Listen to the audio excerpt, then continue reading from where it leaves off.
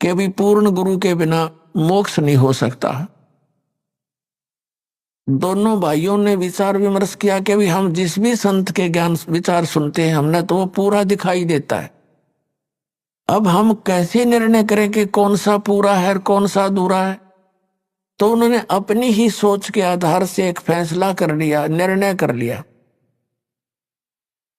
कि हम अपने आंगन में एक सूखे वट वृक्ष की टहनी गाड़ेंगे, जैसे पौधा लगाते हैं नीचे गड्ढा बनाकर, और इन महापुरुषों के चरणामृत ला करके चरण धो के और इस टहनी में डालेंगे, और यदि ये हरी होगी तो हम मान लेंगे पूर्ण गुरु है।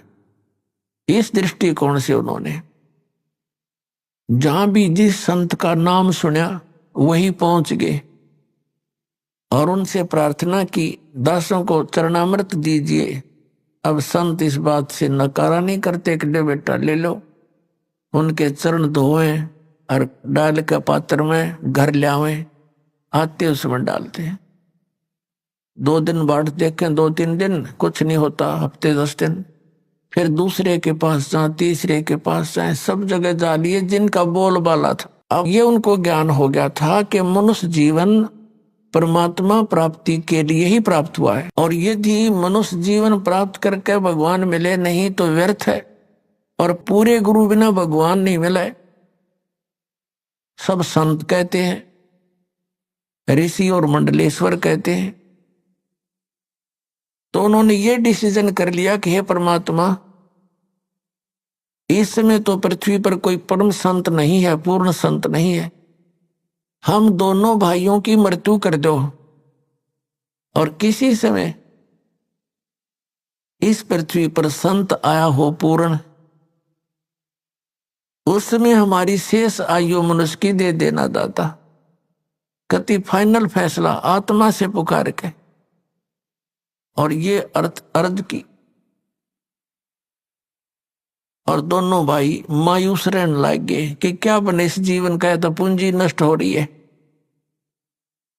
अब कहते हैं परमात्मा, धारी मेरे संत की मुझसे मिटे नहीं अंश।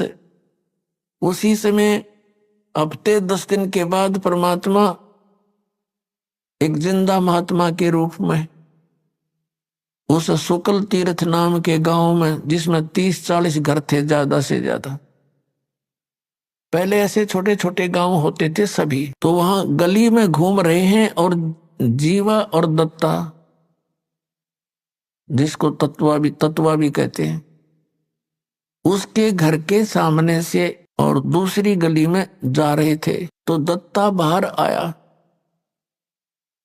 उस दत्ता ने देखा कि एक महात्मा जा रहा है। उसने अपने बड़े भाई जीवा से कहा कि जीवा, एक महात्मा जा रहा है, तेरी आज्ञा हो तो बुला लाऊं। अब जीवा कहने लगा, भाई रहने दे, क्यों जख्म को हरा कर रहा है, क्या करेगा बुला करके। ऐसे ऐसे मंडलेश्वरों को देख लिया, उनके पास कुछ नहीं हुआ। दत्ता ने फिर कहा, भाई मेरी तो इच्छा करती है संत को एक बार बुला लाऊं। जीवन का भी देख ले, फिर मैं क्यों तेरी आत्मा को दुखाऊं, बुला ले। इतने में परमात्मा वापस आ गए, जैसे किसी का घर खोज रहे हो।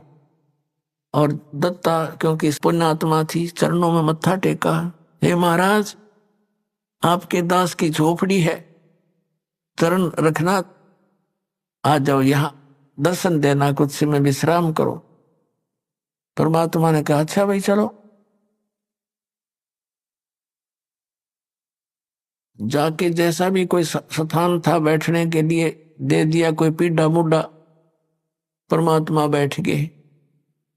और जीवा कहता है, दत्ता कहा जी, वो लाना, साधु के चरण धोवाएंगे। अपनी लाए कोई परात थाली और उसमें पानी डाल कर चरण धोए।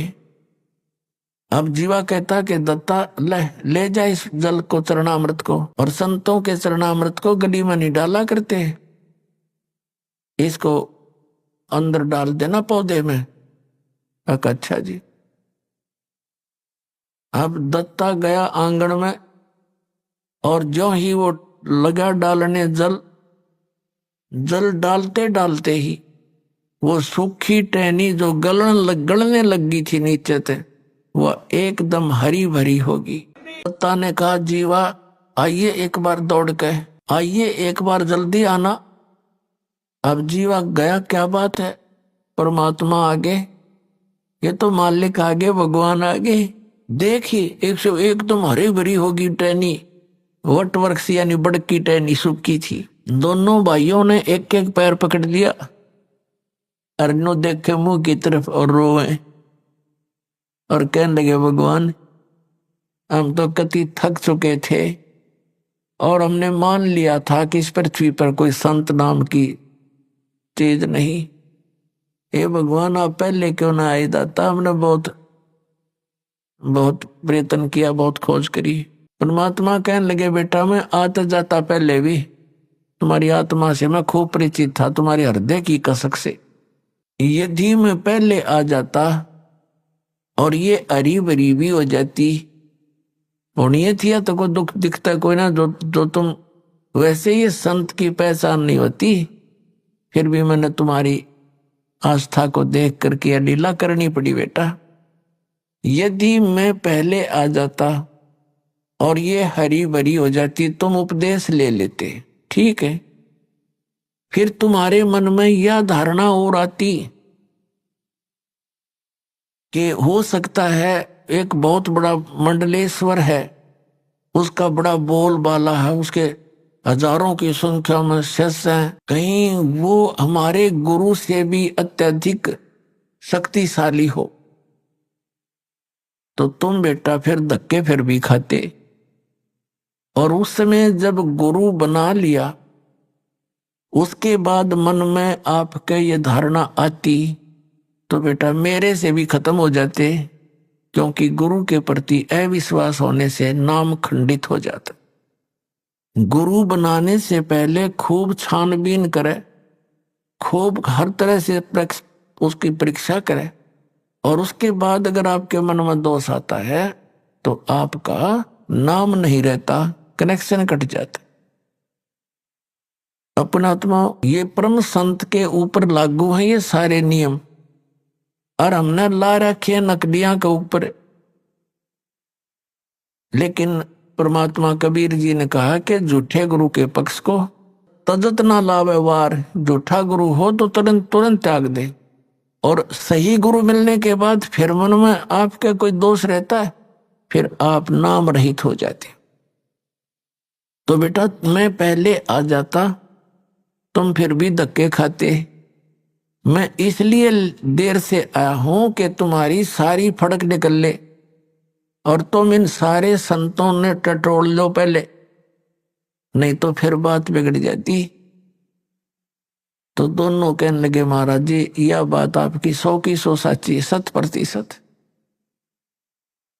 क्योंकि आप तो एक सिंपल से आदमी और उनका बोलबाला हमने कति परख कर देख लिया, उनके पास ये शक्ति नहीं थी। फिर परमात्मा ने कहा बेटा केवल यही एक उदाहरण नहीं होना चाहिए, एक संत की पहचान इस सब एक पॉइंट से नहीं होती।